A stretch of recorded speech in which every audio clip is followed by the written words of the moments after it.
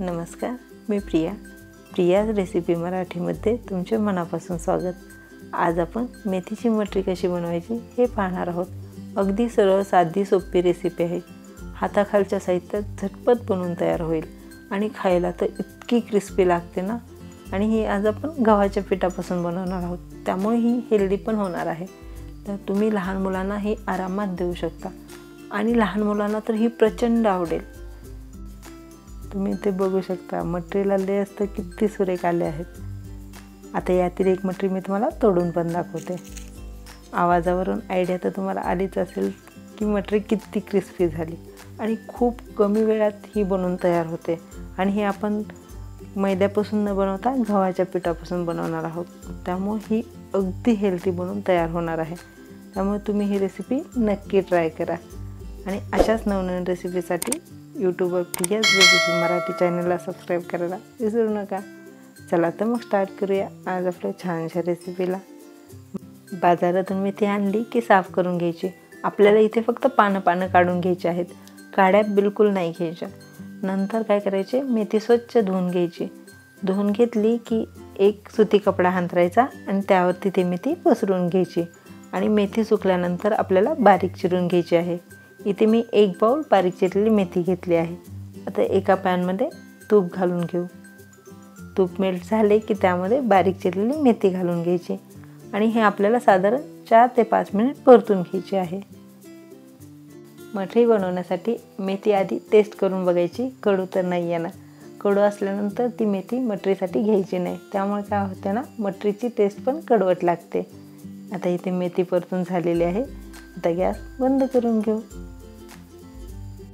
इथे एका डिशमध्ये 1.5 कप गव्हाचे पीठ घ्यायचे आहे।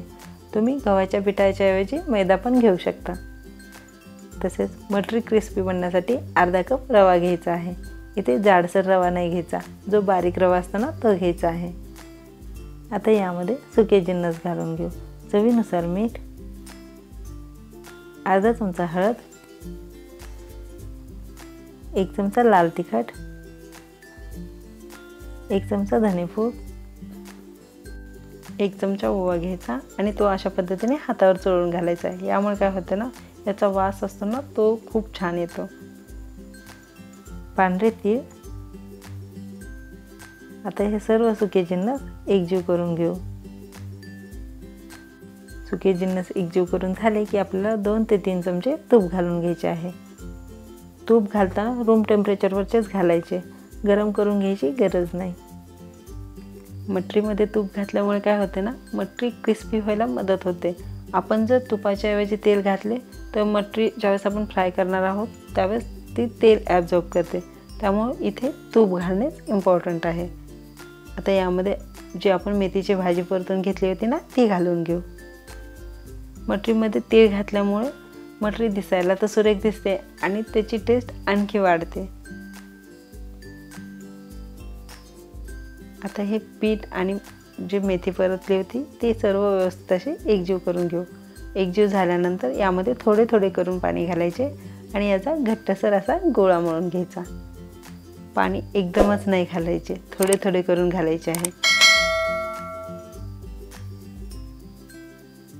इथे माझा घट्टसर असा गोळा मळून झालेला आहे। आता हा गोळा आपल्याला 10 मिनिटासाठी रेस्ट करायला साईडला ठेवून द्यायचा आहे। यामुळे काय होते ना, जे आपण याच्यामध्ये रवा घातला होता ना तो रवा फुलतो। पीठ भिजत आहे तोपर्यंत आपण साठा बनवून घेऊ। यासाठी इथे मी एका बाउलमध्ये कॉर्नफ्लॉवर घेतला आहे।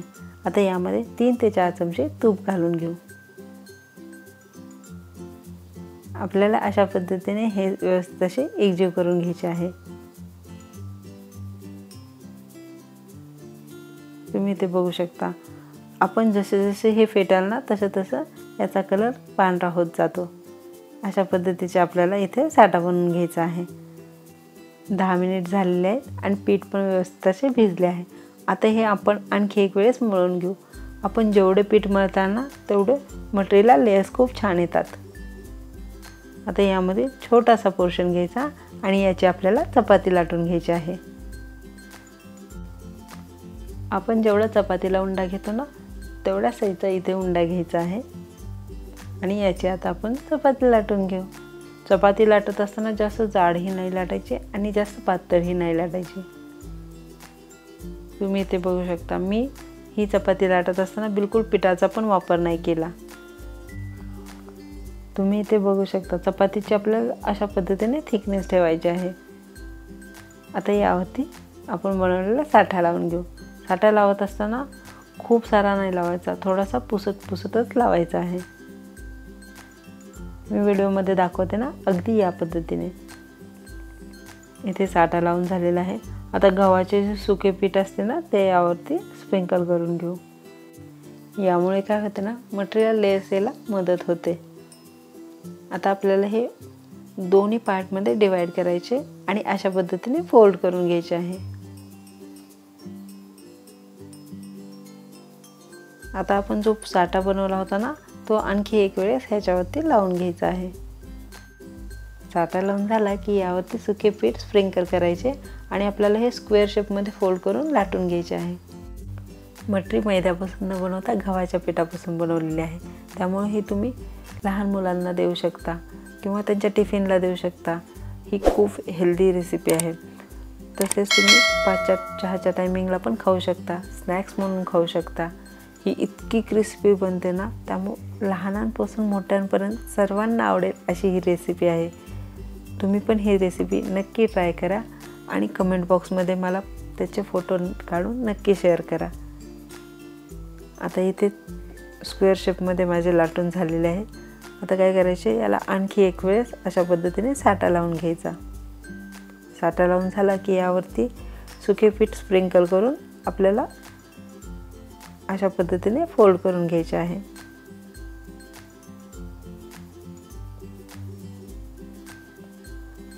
आपण ह्याचे ज्यावेळेस जास्त लेयर बनवतो ना त्यावेळेस मटेरियलला पण खूप सुरेख अशा लेयर्स येतात। आता आणखी एक वेळेस आपल्याला हे पीठ फोल्ड करायचे आहे आणि अगदी हलक्या हाताने आता आपल्याला यावरती बेलणे फिरवून घ्यायचे आहे। इथं जास्त बेलणे नाही फिरवायचे, अगदी हलक्या हाताने फिरवून घ्यायचे आहे। आता चाकू घ्यायचा आणि याला छोट्या छोट्या पीसमध्ये कट करून घ्यायचे। इथे मी रेक्टँगल शेपमध्ये कट करून घेत आहे, तुम्हाला पाहिजे असेल त्या शेपमध्ये कट करून घेऊ शकता।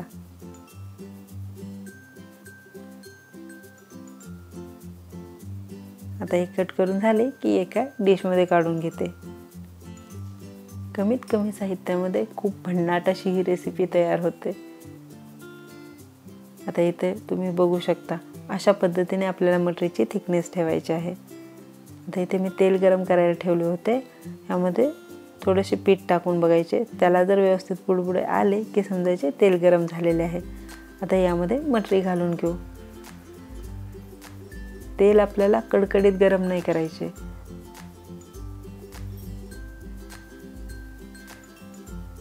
आणि कढईमध्ये जेवढी मटरी बसेल ना तेवढीच आपल्याला इथे घालून घ्यायची आहे। ज्यावेळेस हे पीसेस तळून वरच्या साईडला येतील त्यावेळेसच आपल्याला हे पलटून घ्यायचे आहे। पीसेस पलटण्याची घाई नाही करायची, ज्यावेळेस अशा पद्धतीने गोल्डन कलर येईल ना त्यावेळेसच आपल्याला पलटून दुसऱ्या साईडने पण तळून घ्यायचे आहेत।